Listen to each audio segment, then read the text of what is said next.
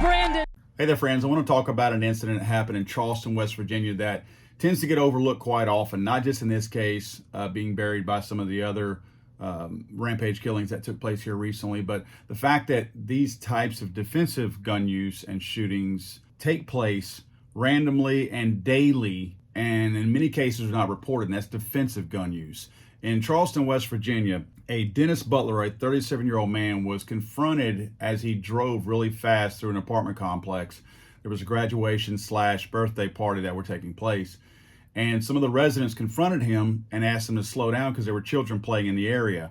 Well, apparently he didn't like that, being told what to do and speeding in an area, so he left and he came back with what the media is calling an AR-style weapon. Now, it's kind of unusual that the media is so quick to jump on an AR-15 being the weapon that's used to unfortunately murder a bunch of innocent people, but they're reluctant to actually go right out and call it what it is and even do the work to determine what it is. There's no pictures of this gun online either. So he comes back with his AR-style weapon, and again, that's their term, not mine, and he fires into the crowd of 40-something people. Now, remember, we have more recent mass shootings of upwards to 20-something people who were killed, and this guy's shooting into a crowd of 40-something people. One of the bystanders, a lady, retrieved her own firearm and shot the perpetrator dead. This gentleman's name was Dennis Butler.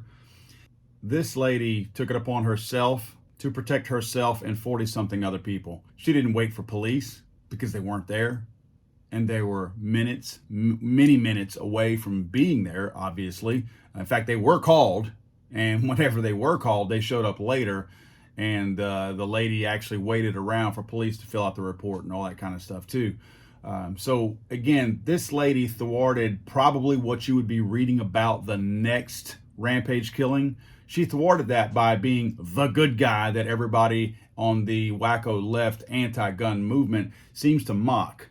Oh, where was the good guy? This was the good guy. This was the good guy. It just happened to be a lady, and y'all aren't talking about it. You guys want to mock that whenever it benefits you when there's not one, and you want to dance on the graves of young people. But whenever somebody stops a mass shooting, as you call them, you don't want to talk about it. You don't want to talk about who the good guy was. There was your good guy, and you're absolutely ignoring this story. This story is buried everywhere. You're very rarely seeing any word of it anywhere.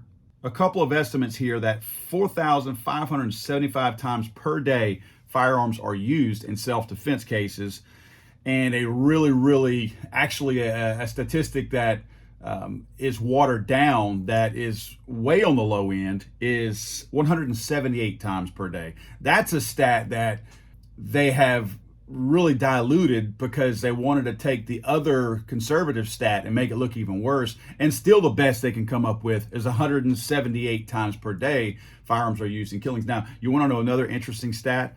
You know, we have our boy Biden over here who's infatuated with 9mm. All of a sudden, now 9mm and everything above that is going to need to be outlawed according to Joe Biden because they're so deadly, which is completely stupid. A lot of erroneous information there. And let me just point this out as a side note, that if the criminals have 9mm or above, I want to have it too, because I intend to stop them, not hurt them, or not make them mad.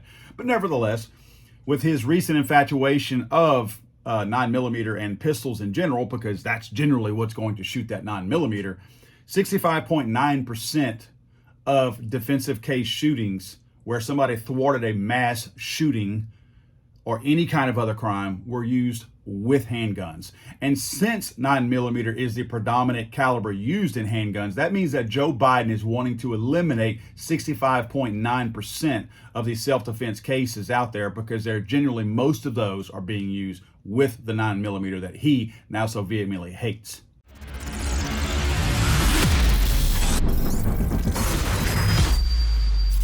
Let's go, Brandon.